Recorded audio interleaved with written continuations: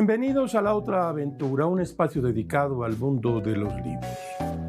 El historiador y escritor israelí Yuval Noah Harari escribió que la batalla de la humanidad contra el COVID-19 ha sido hasta ahora un triunfo de la ciencia junto con un fiasco político. En los primeros días de mayo del 2023, la gran mayoría de gobiernos del mundo siguieron el anuncio del presidente de la Organización Mundial de la Salud, Tedros Adhanom Ghebreyesus, y anunciaron el fin de la emergencia sanitaria provocada por el virus SARS-CoV-2. Durante los días de confinamiento, aquellos días aciagos en que el miedo y la confusión se expandían tan rápido como el virus en la población mundial, los libros fueron un refugio.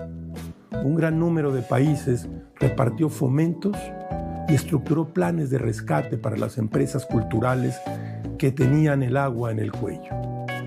No fue así en México, donde el gobierno dejó solas a las editoriales, las casas productoras cinematográficas, los teatros y otros centros neurálgicos de la cultura mexicana. Se atribuye a Confucio una máxima que dice así: la ignorancia es la noche de la mente, pero una noche sin luna y sin estrellas. El gobierno mexicano caminaba a paso firme hacia esa noche y la pandemia, que dejó una radiografía certera de los gobiernos mundiales, nos mostró el talante de antigobierno, anticiencia y anticultural de quienes dirigen el gobierno mexicano. La ciencia, el gran antídoto contra el veneno de la superstición, como dijo Adam Smith, y la cultura se caen a pedazos en un país como el nuestro, golpeado por las inclemencias de los tiempos que corren y a merced de un gobierno que ubica la verdad en la palabra de un solo hombre. Hoy hablaremos de las ruinas que dejó la pandemia, de los libros que nos han avisado de su peligro, de las decisiones que nos dejaron aquí. Como todas las semanas, les recuerdo que fue Adolfo Bioy Casares quien escribió que leer era la otra aventura y que la primera era probablemente la vida misma. Estamos pues en la otra aventura.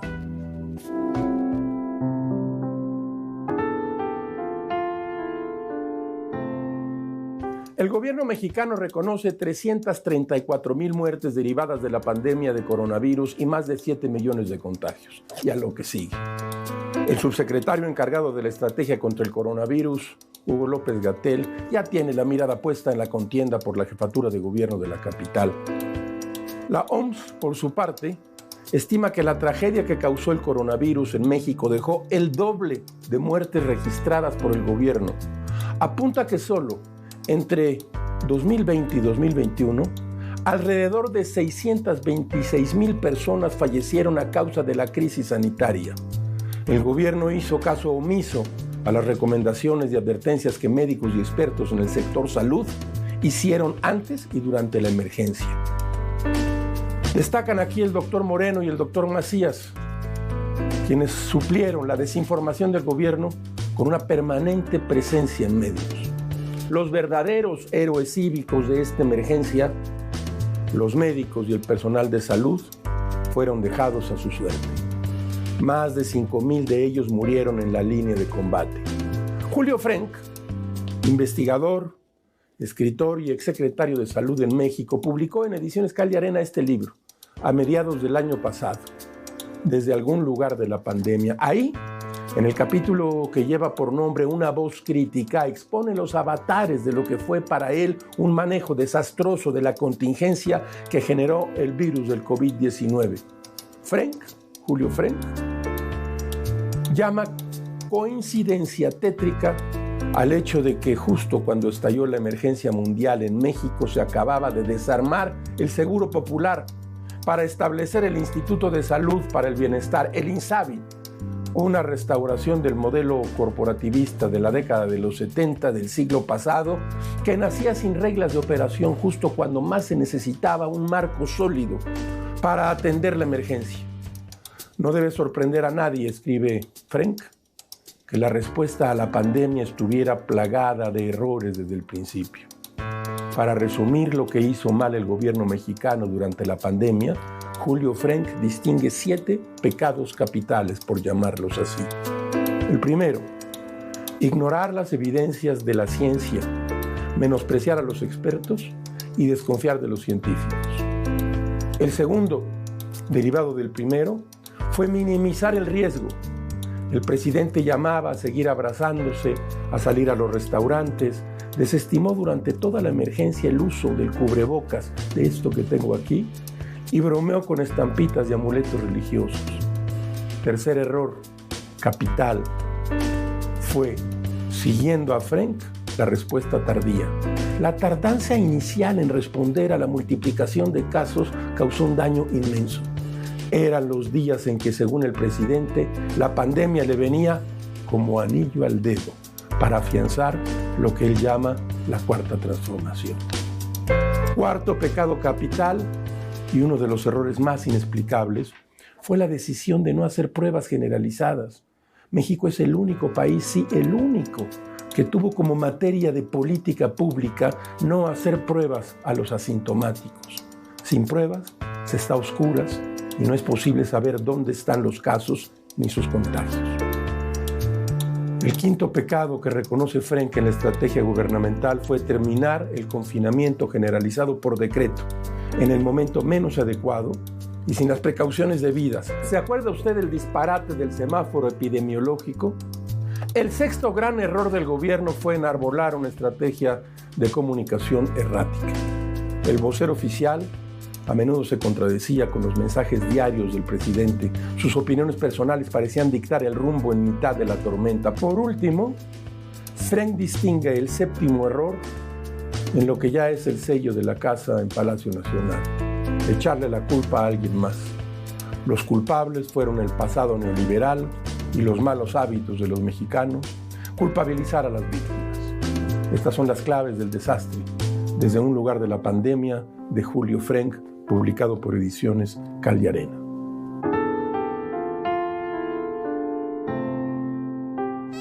¿Cambió la pandemia de forma definitiva nuestras vidas? Freud escribió en su libro Más allá del principio del placer que los soldados que habían sido heridos en la guerra eran capaces de superar sus experiencias traumáticas mejor que aquellos que habían regresado ilesos, pues estos tendían a sufrir sueños repetidos, reviviendo las violentas imágenes y fantasías de cuando estaban en la guerra. Creo que nadie salió ileso de la pandemia. El confinamiento, el miedo, la desinformación y la sospecha han dejado estragos económicos, psicológicos y sociales. La pandemia transformó muchas cosas, pero pienso que aún no tenemos del todo claro cuáles y cómo. En su libro Pandemia, el escritor esloveno Slavoj Žižek dice lo siguiente: Hegel escribió que lo único que podemos aprender de la historia es que no aprendemos nada de la historia, así que dudo que la epidemia nos haga más sabios. A esto, Žižek agrega: lo único que está claro es que el virus destruirá los mismísimos cimientos de nuestras vidas, provocando no solo una enorme cantidad de sufrimiento, sino también un desastre económico, posiblemente peor que la gran recesión. No habrá ningún regreso a la normalidad. La nueva normalidad tendrá que construirse sobre las ruinas de nuestras antiguas vidas. O nos encontraremos en una nueva barbarie cuyos signos ya se pueden distinguir. No será suficiente considerar la epidemia un accidente desafortunado.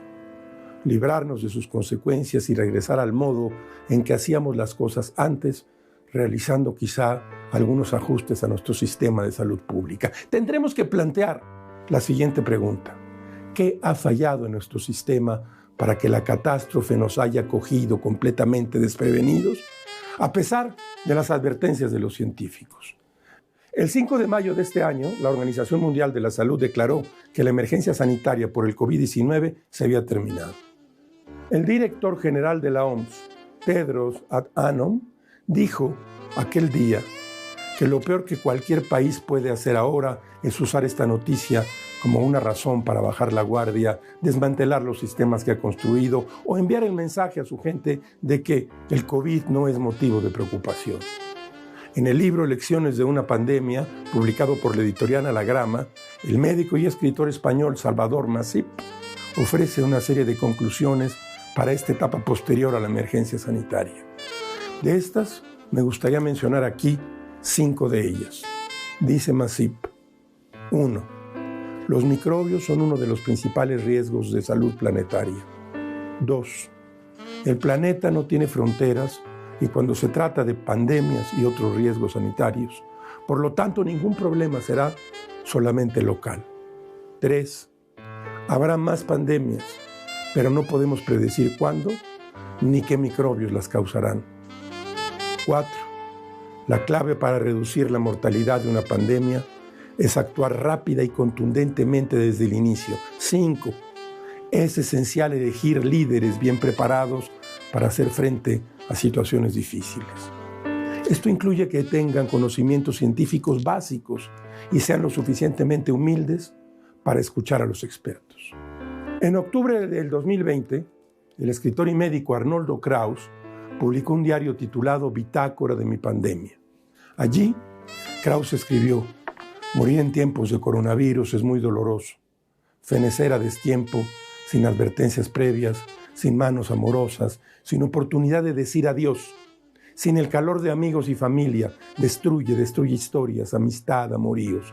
Morir sin cobijo lastima las vidas de quienes impotentes, atados de manos y palabras, miran cómo se extingue la vida. Los muertos marchan desnudos sin los suyos, sin ellos mismos, sin aviso previo, sin nada. En tiempos de coronavirus, frente al cadáver, la razón no vale, nada cuenta, ni los amores, ni los desamores, ni las pasiones, ni todo aquello llamado vida. Entrevistado en febrero de 2022 por el diario El País, el propio Kraus comentó: en los primeros meses de la pandemia tuve cierta esperanza. A mediados del 2020 se decía que había menos contaminación, que las tortugas regresaban a las playas, que las aguas estaban más limpias.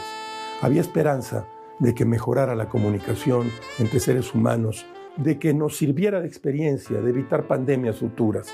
Después de 2 años, la bella esperanza de ser mejores tras la pandemia ahora están simplemente en la basura. Depresión y fatiga crónica fueron algunos de los efectos psicológicos y fisiológicos de la pandemia.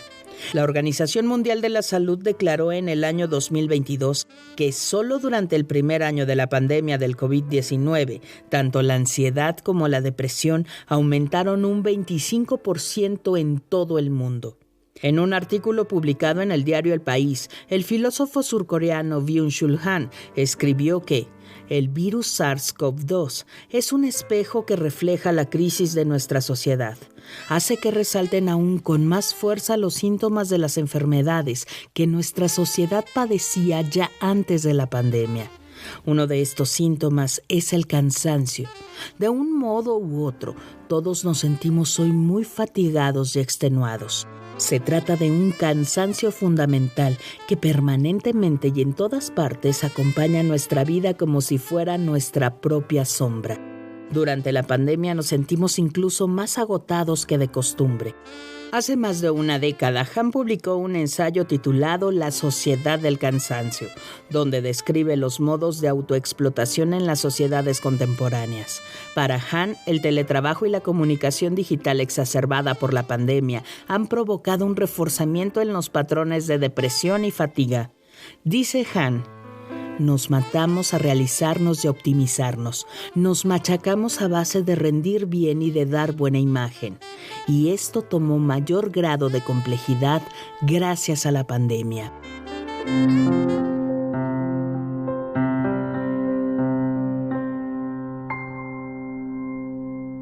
La información que buscas la encuentras con nosotros. En ADN 40 seguimos en un cambio continuo que nos permite seguir compartiendo contigo toda la información de México y del mundo. Conocemos todos los ángulos de la noticia y te los presentamos estés donde estés.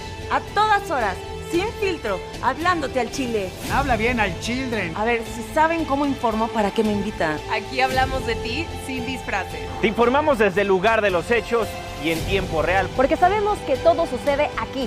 Te sacaremos una sonrisa con lo mejor de la información.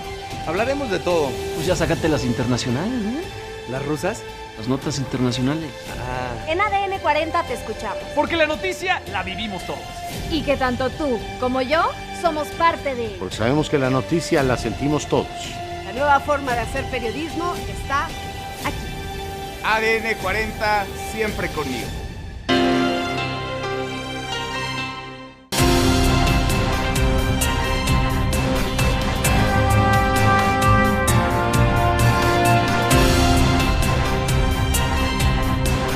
ADN 40, siempre conmigo.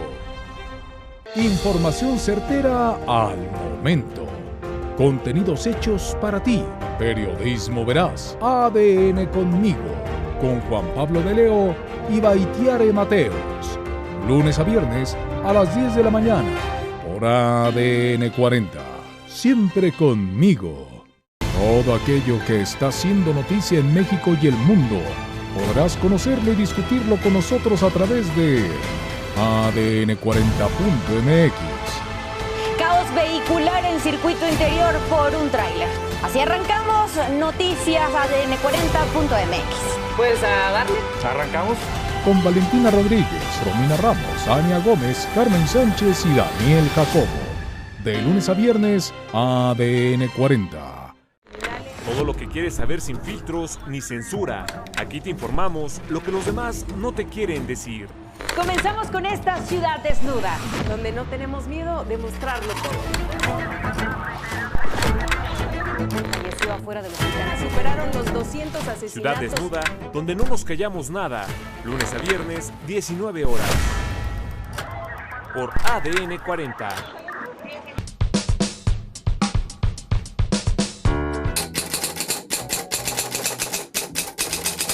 De la mesa de novedades, mire usted lo que nos ha llegado. De Maxi Tusquets, Fran Lebowitz, Un día cualquiera en Nueva York. Un libro magnífico, un clásico que se reedita otra vez. No deje usted de leerlo. Es un libro de aforismos, un libro de reseñas, de caracteres. Realmente, realmente notable. Escuche usted esto. Si sus fantasías sexuales interesaran de verdad a la gente, dejarían entonces de ser fantasías. Es un libro realmente magnífico. Anne Weber, Annette, una epopeya. Esta escritora nació en Offenbach en 1964, vive y trabaja como escritora y traductora en París. Sus libros, que escribe en francés y en alemán, la han hecho ya merecedora de varios premios, como el Jaimito von Doderer y el premio Kranistein y el premio también de Johann Heinrich Boff. ¿Qué lleva a una persona a implicarse y a oponer resistencia? ¿Qué está dispuesta a sacrificar? ¿Cuáles son los límites que puede conseguir realmente? Anne Weber, Annette, una epopeya, publicado por ADN, Alianza de Novelas. Ciro Murayama, usted lo conoce porque él fue consejero electoral del Instituto Nacional Electoral y junto con Lorenzo Córdoba hicieron frente a las andanadas de agravios y ofensas que el presidente de la República hizo contra el Instituto Nacional Electoral. Y ahora ha publicado una novela en Planeta, Infamia. El poder corrompe hasta los más rebeldes, de Ciro Murayama. México, Distrito Federal, 2006, al final del largo pasillo del Servicio Médico Forense, en una fría madrugada, un joven profesor universitario que busca a su amigo desaparecido se encuentra con lo inevitable. Una muy buena novela de Ciro Murayama, publicada por Planeta, Infamia.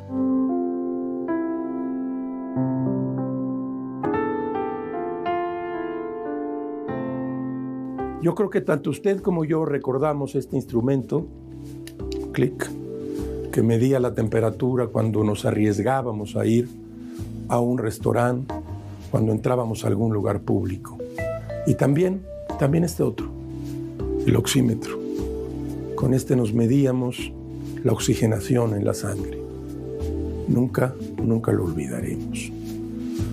Traemos aquí el inicio de una novela corta que convierte a la epidemia de polio en la pequeña ciudad de Newark, una especie de metáfora para hablar de los alcances del ser humano y la sociedad. Némesis, del gran escritor Philip Roth.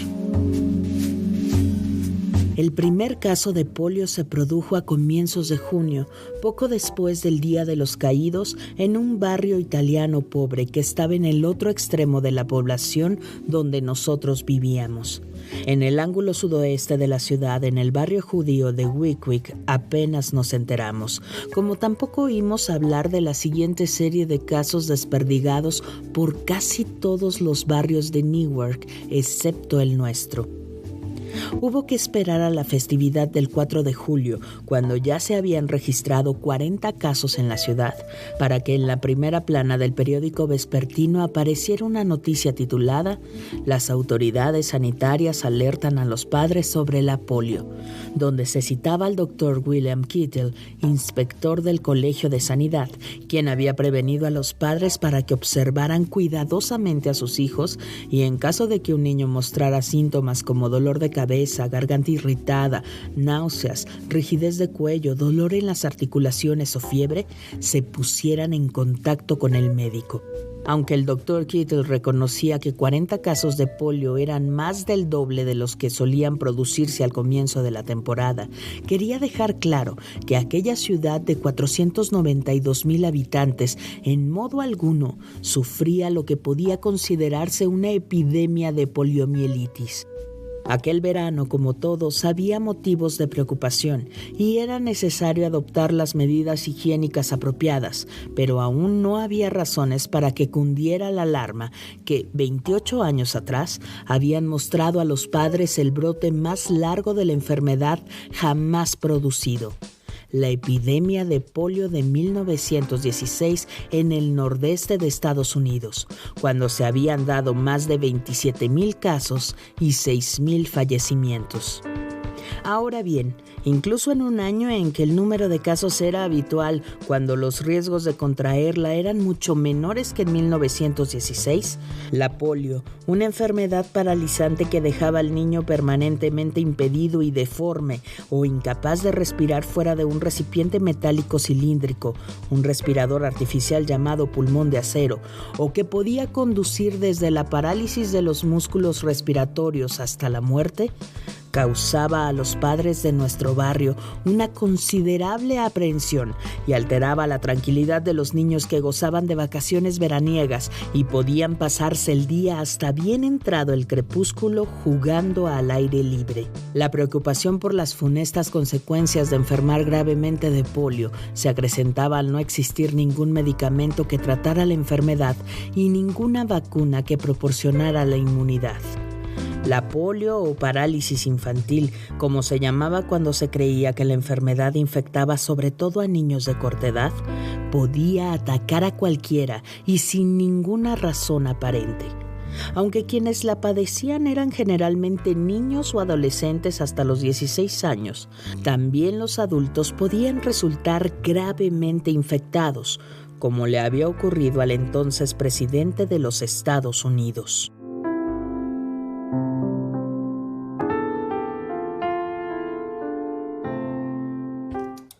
En su libro Posverdad, Populismo y Pandemia, el escritor y ensayista Raúl Trejo del Arbre hace énfasis en el populismo médico de algunos gobiernos respecto a la crisis sanitaria del COVID-19.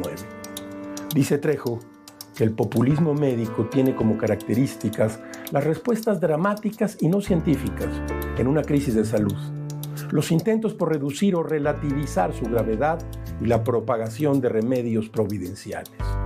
En este sentido, Trejo recuerda las reacciones abruptas de Trump, Bolsonaro y López Obrador. El primero, hay que recordar, se hartó de llamar al COVID el virus extranjero.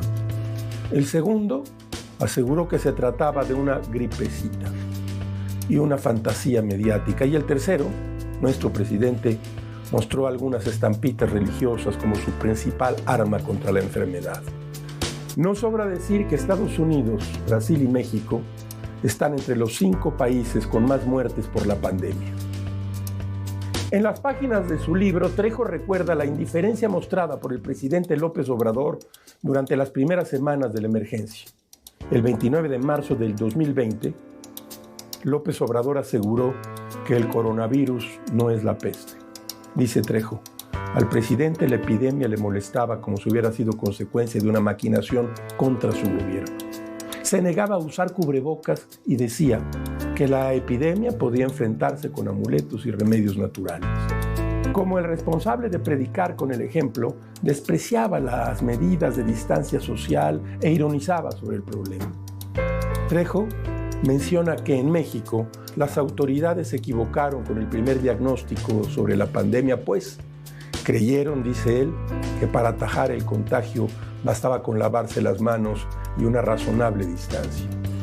Se pensó, dice Trejo, que el virus se propagaba fundamentalmente por contacto y que éste se comportaría de forma similar a la influenza estacional, por lo cual podría desarrollarse una inmunidad de rebaño.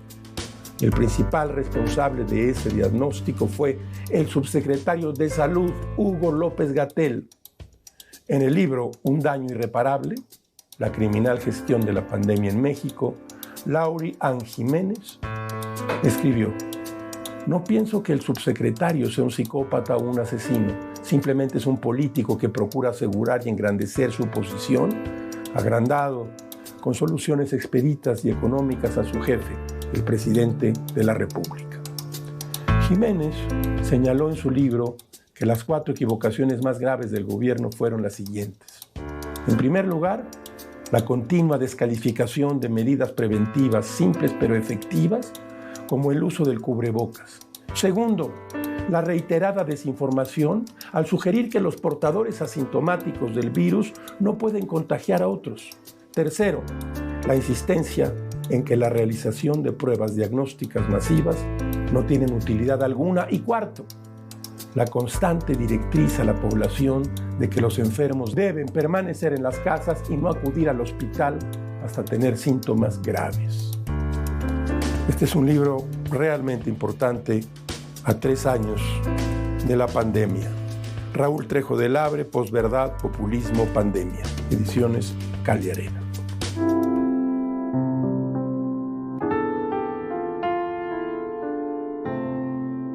Como todas las semanas, usted encontrará aquí un espacio ¿para qué? Para la felicidad de las frases célebres. Escuche usted esta. Vivimos en una sociedad profundamente dependiente de la ciencia y la tecnología y en la que casi nadie sabe nada de estos temas. Ello constituye una fórmula segura para el desastre. Carl Sagan. Hemos llegado al final de esta emisión y de esta aventura. Soy Rafael Pérez Gay y los espero aquí la próxima semana. Abres una puerta y aparece un mundo. Eso es un libro.